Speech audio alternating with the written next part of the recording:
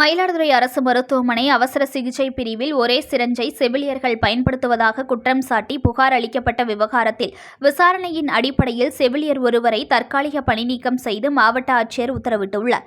மயிலாடுதுறை மாவட்டம் மயிலாடுதுறை அரசு பெரியார் மருத்துவமனை அவசர சிகிச்சை பிரிவில் ஒரே சிரஞ்சை பயன்படுத்தி நோயாளிகளுக்கு ஊசி போடுவதாக எடுக்கப்பட்ட வீடியோ சமூக வலைதளத்தில் பதிவிடப்பட்டு வைரலாகிறது.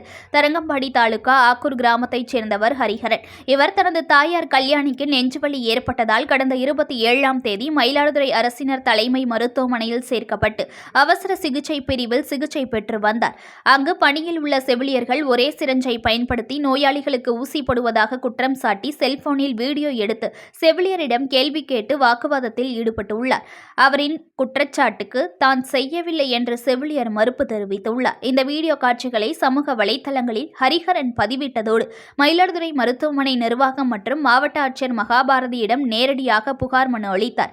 இதனைத் தொடர்ந்து விசாரணை நடத்தப்பட்டதில் அதில் உண்மைத்தன்மை இருப்பது ஆரம்ப கட்ட விசாரணையில் தெரியவந்ததன் அடிப்படையில் இச்செயலை செய்த செவிலியர் ஒருவரை தற்காலிக பணிநீக்கம் செய்தும் அவர் மீது துறை ரீதியான ஒழுங்கு நடவடிக்கை எடுக்கவும் மாவட்ட சுகாதாரத்துறை இணை இயக்குநர் பானுமதிக்கு உத்தரவிடப்பட்டுள்ளது. மேலும் இதுபோன்ற செயல்களில் எந்த செவிலியர்களும் ஈடுபடக்கூடாது எனவும் அவ்வாறு ஈடுபடும் பட்சத்தில் தொடர்புடைய செவிலியர்கள் மீது துறை ரீதியான ஒழுங்கு நடவடிக்கை எடுக்கப்படும் என மாவட்ட ஆட்சியர் மகாபாரதி வெளியிட்டுள்ள செய்தி குறிப்பில் தெரிவிக்கப்பட்டுள்ளது.